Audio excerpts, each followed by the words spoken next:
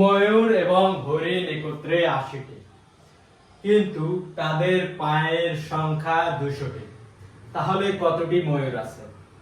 দেখেন, ময়ূর আর হরিণ একত্রে কতটি? ৮০টি। মনে করি ময়ূর এক্স, তাহলে হরিণ কতটি হবে? একত্রে ৮০টি না, ৮০ থেকে ময়ূর সংখ্যা বাদ দেন, তাহলে তো আমরা হরিণ পেয়ে যাই। ৮০ মাইনাস এক্স, এটা হচ্ছে হরিণের সংখ্যা। ময়ূর এক্স, তাহলে হরিণের সংখ্যা হবে ময়ূর আর হরিণ ৮০টি থেকে এক্স বিয়োগ, মানে ময়ূর বিয়োগ, তাহলে হরিণ থাকে।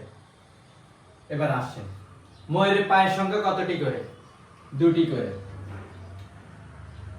ময়ূর হচ্ছে এক্স এক্সটি, কিন্তু তার পায়ের সংখ্যা হচ্ছে দুটি করে, তাহলে ময়ূরের পায়ের সংখ্যা বের করতে হলে কি করতে হবে? ২ দিয়ে গুণ করতে হবে না? ২ দিয়ে ময়ূর সংখ্যা গুণ করলে তো আমরা ময়ূরের পায়ের সংখ্যা পাবো, তাই তো? হরিণ, হরিণ হচ্ছে ৮০ মাইনাস এক্স, তাহলে হরিণের পায়ের সংখ্যা পেতে হলে আমাদের কি দিয়ে গুণ করতে হবে? হরিণের পা কতটি করে? ৪টি করে, তাহলে ৪ গুণ দিয়ে দেন।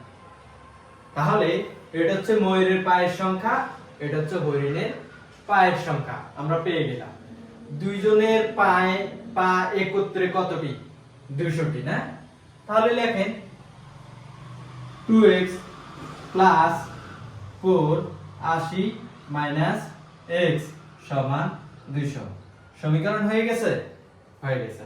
এটা হচ্ছে ময়ূরের পায়ের সংখ্যা, এটা হচ্ছে হরিণের পায়ের সংখ্যা। দুইজনের পায়ের সংখ্যা একত্রে বলছে না ২০০টি।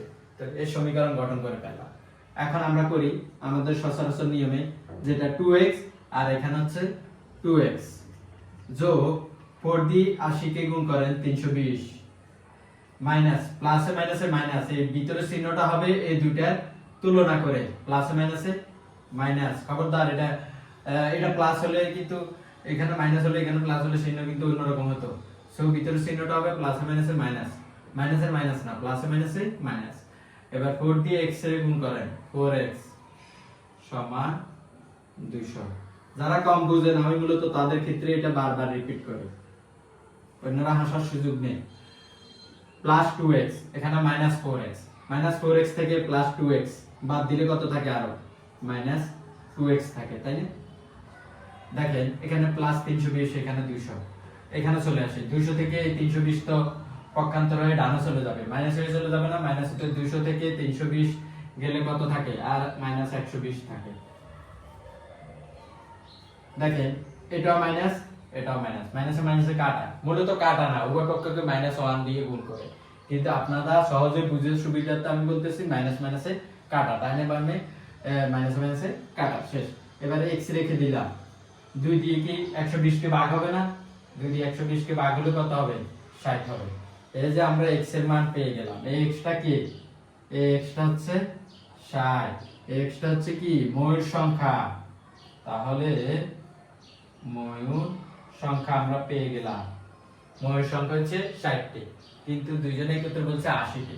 তাহলে হরিণের সংখ্যা কতটি হবে বলেন তো? হরিণের সংখ্যা, ময়ূর আর হরিণ মিলে হচ্ছে 80, তাই আমরা শুধু ময়ূর সংখ্যা পেলাম 60। তাহলে 80 থেকে 60 বিয়োগ দেন, আর কত থাকে? 20টি। এই 20টি হচ্ছে কি? হরিণের সংখ্যা। তাহলে হরিণের সংখ্যা পেলাম, ময়ূরের সংখ্যাও পেলাম। দেখেন এখানে চলে আসি একটু,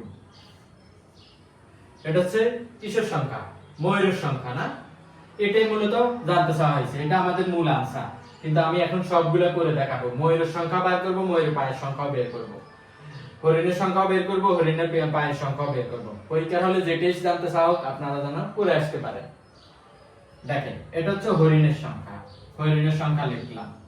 তাহলে হরিণের পায়ের সংখ্যা বাই, এটা হচ্ছে ময়ূরের সংখ্যা, ময়ূরের সংখ্যা লিখলাম। ময়ূরের পায়ের সংখ্যা বের করব। ময়ূরের সংখ্যা হচ্ছে 60টি, ময়ূরের পা হচ্ছে 2টি করে, তাহলে কতটি? পা কতটি? তাহলে পা হচ্ছে কতটি? 120টি। ময়ূরের পায়ের সংখ্যা পেয়ে গেলাম। এখানে লিখে রাখেন ময়ূরের পায়ের সংখ্যা, ময়ূরের পায়ের সংখ্যা। এবার চলেন 20 এ যাই। এই 20 হচ্ছে কি? হরিণের সংখ্যা। আমরা হরিণের সংখ্যা হচ্ছে 20টি, কিন্তু হরিণের পা কতটি করে? 60টি করে, তাহলে 4 গুণ দিয়ে দেন। 4 গুণ দিয়ে দিলে হরিণের পায়ের সংখ্যা পেয়ে যাব। তাহলে 4 গুণ দিলে কত হয় 80টি। 80টি কি 80টি এখান দিয়ে লিখে দিবেন হরিণের পায়ের সংখ্যা, হরিণের পায়ের সংখ্যা। তাহলে ময়ূরের সংখ্যা হয়েছে 60টি, ময়ূরের পায়ের সংখ্যা হয়েছে 120টি। হরিণের সংখ্যা হচ্ছে 20টি, হরিণের পায়ের সংখ্যা হচ্ছে 80টি।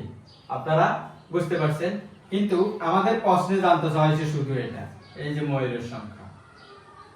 কিন্তু তারপরে আমি সবগুলো করে দেখালাম, যেহেতু আপনারা যেটাই জানতে চাওয়া হোক, পরীক্ষায় যে স্পেসিফিকলি ময়ূরের পায়ের সংখ্যা জানতে চাইবে, এটার গ্যারান্টি কি আছে, এই জন্য আপনারা সবগুলো শিখবেন। আশা করি বুঝতে পারছেন। এই অঙ্কটা যদি ভিতর থেকে ফিল করতে পারেন, ভিতর থেকে আপনারা বুঝেন, তাহলে এই রিলেটেড যত ম্যাথ আছে আপনারা করতে পারবেন। এটা BCS, bank, primary school, non cadre, NTRC পরীক্ষায় আসে এবং অজস্রবার, অসংখ্যবার আসছে বিভিন্ন নিয়োগ পরীক্ষায়। এই পরীক্ষাগুলো ছাড়া অন্যান্য গভর্নমেন্ট নিয়োগ পরীক্ষায় এই প্রশ্নটা আসছে। আশা করি এটা যদি আপনারা বুঝতে পারেন, কয়েক সেকেন্ডে করে ফেলতে পারবেন। আমি তো এখানে সময় নিয়েছি, কিন্তু আপনি যখন এটা আত্মস্থ করবেন, ভিতর থেকে ফিল করতে পারবেন, ভিতর থেকে আসলে সত্যিকার অর্থে আপনি বুঝে থাকবেন অঙ্কের মূল থিমটা, তাহলে আপনি কয়েক সেকেন্ডে করে ফেলতে পারবেন। আপনি ডাইরেক্ট এইটা এখানে লিখে তারপরে এই দুটো যোগ করে ডাইরেক্ট আপনি এখানে চলে আসতে পারবেন 60-এ। তারপরে পায়ের সংখ্যা বের করতে হলে 2 দিয়ে গুণ দিয়ে দিবেন, ময়ূর হলে 2 দিয়ে, আর হরিণের পায়ের সংখ্যা বের করতে হলে 7 দিয়ে, কারণ হরিণের পায়ের সংখ্যা 60টি, আর ময়ূরকে 2 দিয়ে গুণ, ময়ূর সংখ্যাকে 2 দিয়ে গুণ, কারণ ময়ূরের পায়ের সংখ্যা হচ্ছে 2টি। ওকে, থ্যাংক ইউ, আল্লাহ হাফেজ।